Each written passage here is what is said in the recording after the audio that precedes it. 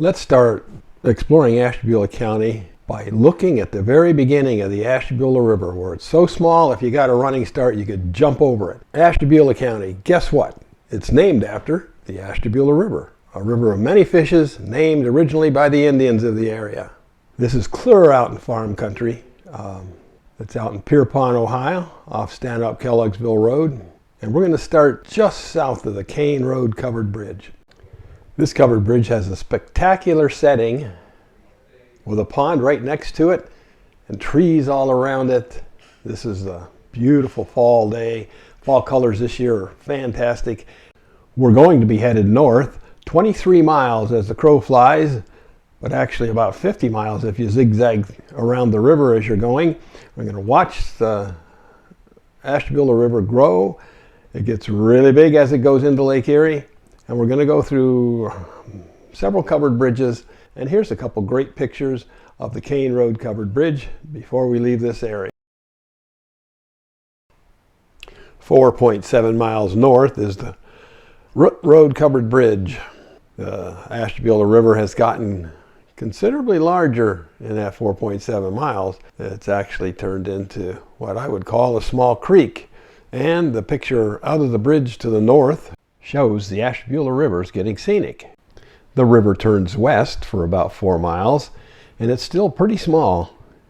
It comes to the Bonnetka Road covered bridge. That's a great stopping place, a marker on our trip. You can see it's a small creek, and it's not in some kind of river gorge yet. It's pretty much flat land around it. The trees here can form a canopy completely over the river. From here we're going to head west and then north, where the river starts meandering like a snake. It actually goes 6.8 miles just to cover the 2 miles as the crow flies to the Green Hill Road crossing. This is really pretty this time of year too, with the trees changing and the rivers getting bigger and bigger. Very scenic area. At Green Hill Road, the river comes within 100 feet from the center of the road, winds 1.5 miles around curves right through this area to come within 100 feet of the road on the other side. That actually goes 1.5 miles to make 200 feet. This shows the rapids in the river. When you whitewater canoe this, it's when the river's way up. This has a lot of Class 2 rapids. And we're getting a little bit of a river valley here now, a little bit of a gorge. Very scenic. One of the next things we see is something special. This is the Creamer Road waterfalls on a little tributary. This falls is only about 300 yards from the Ashtabula River. And we have another waterfalls we're going to be looking at as we go shortly up the river. But first, let's change pace to a completely different Ashtabula County look. This is not unusual for Ashtabula County. After all, we're in one of the snow belts in America. The Ashtabula River has a beautiful scene when we have a fresh snow like this clinging to all the trees. Seems this time of year the river's clearer because the tannin from the leaves and stuff are out of it. You can see the bottom. You can see the striation of the rock. It's totally rock bottom at this point. This section of the river, the gorge is getting a little bigger. Has some ledges that the water flows over. And I think it's kind of special in the wintertime. A lot of great photos of this bridge in the winter. Let's visit again when it's a little bit warmer.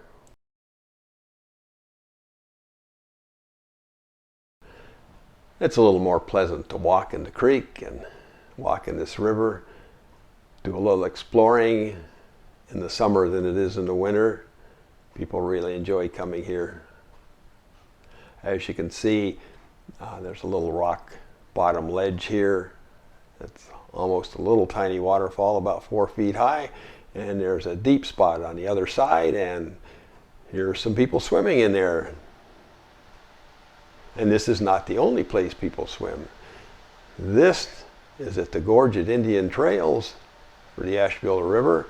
And people do find some deep spots in the river in this Indian Trails area. And they do take their family, put some blankets out, spend the whole day, and swim in the river. As an intermission, forgive me, I'll show you what I got to go through sometimes to get these videos and these photographs. I've been wading around in these creeks and rivers of Ashtabula County since I was 7, and I'm still doing it in my 70s. I whitewater canoed most of the rivers from beginning to end, and really enjoy all the waters of Ashtabula County, even Lake Erie, which we're going to see in this video at the end. This is Ashtabula Township Indian Trail Park. There's a lot of trails to walk, and they're paved trails. It is a very easy place to visit. It's got parking up above, it's got parking down below in the summer. In the winter they close the steep road going down to the lower parking lot. And it's very popular for anglers who steelhead fishing. There's fishermen here probably 10 months out of the year trying to fish, especially when the river's right. This is a reveal of the Smolin Covered Bridge, the longest covered bridge in the United States of America. Looking at this, you can appreciate the picturesque area that it's at, Indian Trails Park. It's mowed and kept up by Ashtabula Township. And walk next to the river or walk the trails, walk through the woods. You'll be impressed just how big the river has become here. Let's just take some time and glide up the river now. Take in the splendor. The fall colors in northeastern Ohio can't be beat. We get a lot of visitors to Ashtabula County in the fall to see the covered bridges and the leaves change. And there's a photo of the Smolin Covered Bridge. Now we're less than 2 miles from the Ashtabula lakefront, Lake Erie. And as we go through the viaduct for the railroad, we come to a little tributary that's flowing into the Ashtabula River. And just about 150 yards up this little tributary is another special site, Cedarquist Falls. The second falls that comes in right next to the Ashtabula River. The falls is in Cedarquist Park, and there's ball diamonds and lots of parking and paved hiking trails. Now we're right up by the lake, and the Ashtabula River has marinas. There's lots of boats, there's charters. This is the walleye capital of the world, Lake Erie. We catch bigger fish out of Ashtabula area, and probably more fish than any place else in the world. So the charter captains are really happy and their customers are ecstatic. People come here, they stay overnight. There's a new hotel down on Bridge Street, right near the lake, down in the harbor. And we're going to rise up and take a look at all of Ashtabula Harbor. In the old days, there were a lot more commercial boats here because it was one of the areas where coal was king and iron ore was king, and the coal came north and the iron ore went south and to all the steel mills. Now it's more recreation than anything. We still have the docks that bring in lots of products, mainly stone. And we have Bridge Street with the lift bridge, and it's going up right now for a sailboat. Bridge Street has some real ambiance, lots of businesses right down here on the north coast. It's really a kind of a seashore village.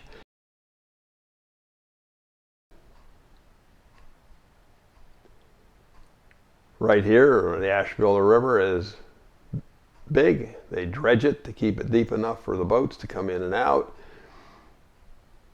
And obviously it goes right into Lake Erie behind the breakwalls and out to the lighthouse.